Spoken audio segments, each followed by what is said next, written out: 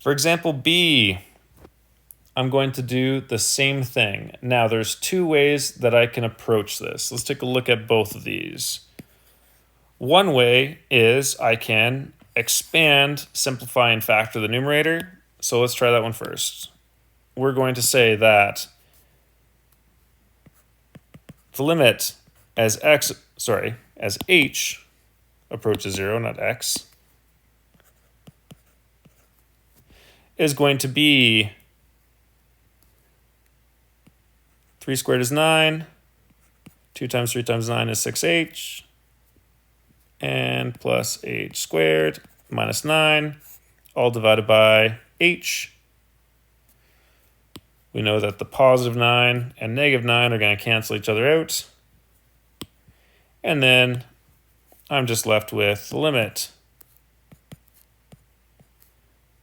as h approaches 0 of h squared plus 6h over h can get factored into the limit as h approaches 0 of h and h plus 6 over h.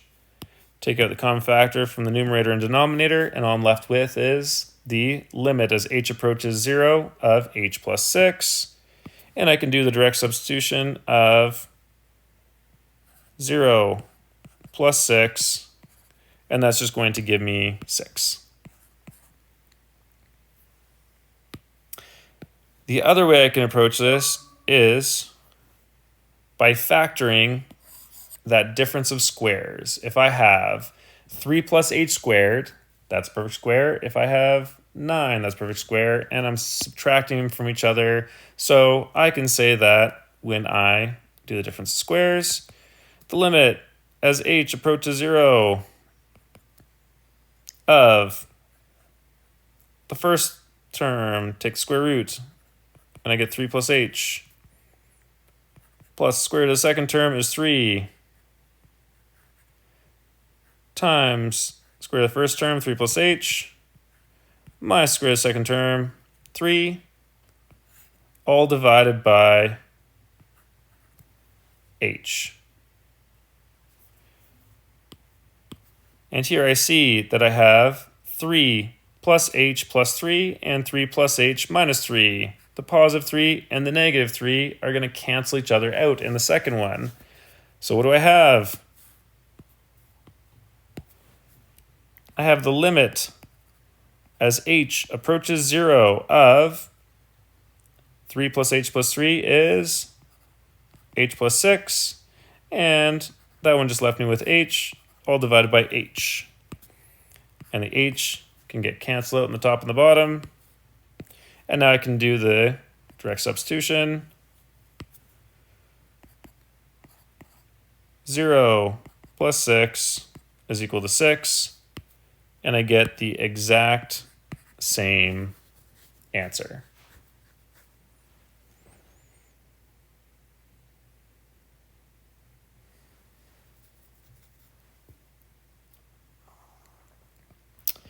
For example C, the limit as t approaches 4 of the square root of t minus 2 over t minus 4.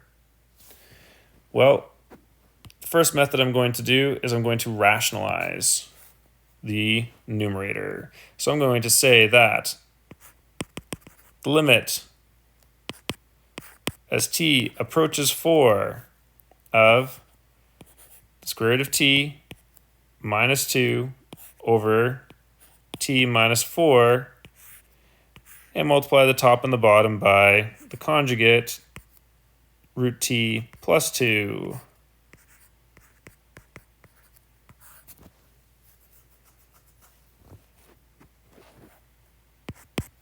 When I multiply out the numerator,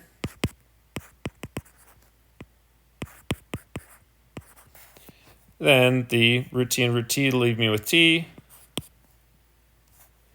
and the negative 2 and positive 2 leave me with negative 4. The root t times 2 and the root t times negative 2 are obviously just going to cancel each other out. And on the bottom, I have t minus 4 and root t plus 2. And I can pull out that common factor of t minus 4 from the numerator and denominator. What am I left with? The limit as t approaches 4 of 1 over root t plus 2. And now I can do the direct substitution. 1 over the square root of 4 plus 2, or 1 over root 4 plus 2 is just 4.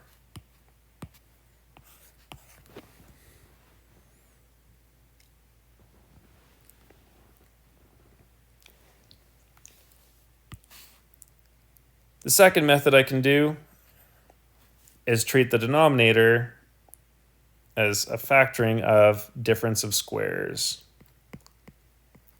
The limit as t approaches 4 of, leave the numerator alone, root t minus 2 divided by, when I do difference of squares in the denominator, the square root of t is root t, and the square root of 4 is 2, and then root t minus 2. And here I can cancel out the common factor of root t minus 2, and I'm left with limit as t approaches 4 of 1 over root t plus 2. Direct substitution, 1 over the square root of 4 plus 2, and it still gives me the same answer of 1 over 4.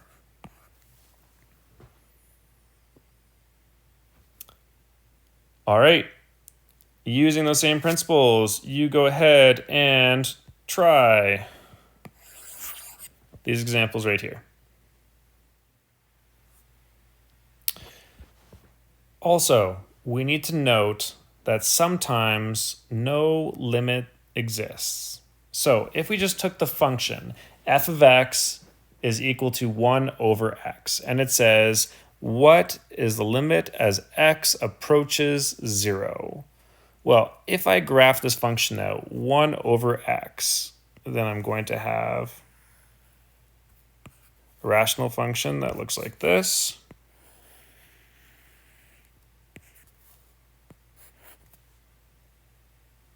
I'm going to have a vertical asymptote at x equals 0. I'm going to have a horizontal asymptote at y equals 0.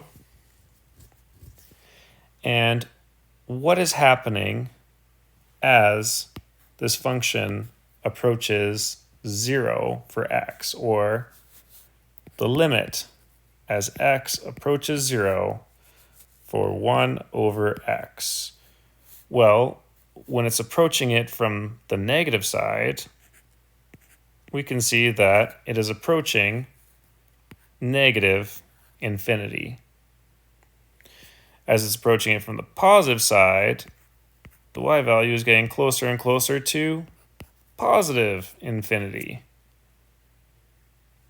which means that from the left,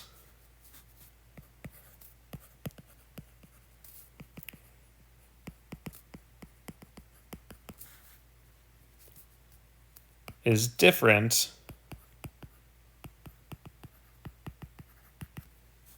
than from the right.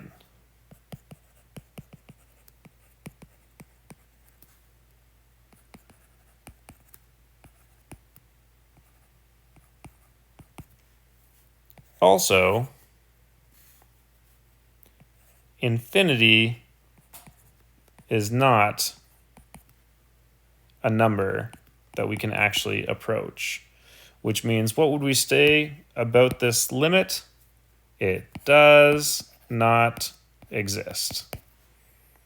Because if a limit is determined to be positive or negative infinity, we just say that it has no limit.